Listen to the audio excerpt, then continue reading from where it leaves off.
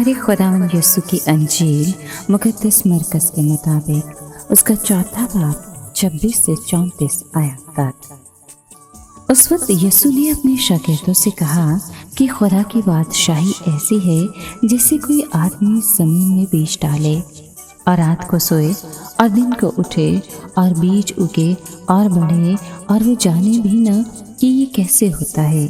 ज़मीन खुद ब खुद फल लाती है, पहले पत्ती फिर बाल में पूरे दाने, और जब फल पक जाता है तो वो फौरन दरांती लगाता है क्योंकि काटने का वक्त आ पहुंचा।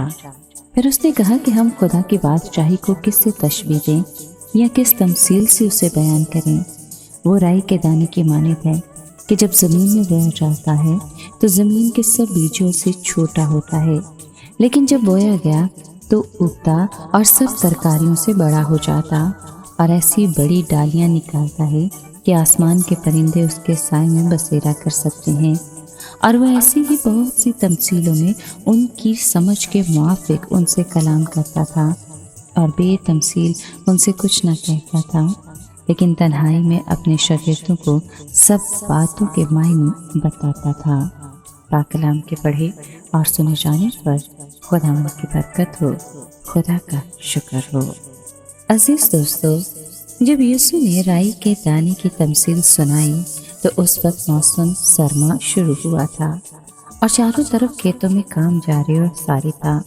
मसीह ने अपने सुनने वालों को ज़राअत से मुतल्लिक उम्दा तमसील सुनाई जो जाहिर करती है कि खुदा की बादशाही की इब्तिदा बहुत छोटे पैमाने पर शुरू होती है मगर आखिर में नहायत अजीम हो जाती है। बैरूनी नशोनुमा के लिहाज से ये इतनी बड़ी हो जाएगी कि अच्छी तरह से लोगों की खिदमत करने के काबिल होगी। यीशु ने अपनी बादशाही को बीजों में सबसे छोटे बीज राई से मुशाबा करार दिया जो बदतदरीज आहिस्ता आहिस्ता बढ़ते हुए एक बड़ा दरख्त बन जाता है जिस पर परिंदे अपने घोंसले बनाने के लिए बसेरा करते हैं।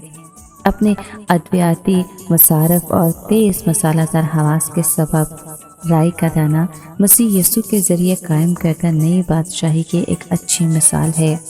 राई के दाने के कुचले जाने के बाद इसमें शिफा देने की खूबियाँ भी पाई जाती हैं और यही हाल निजात दहिंदा की कुव्वत का है।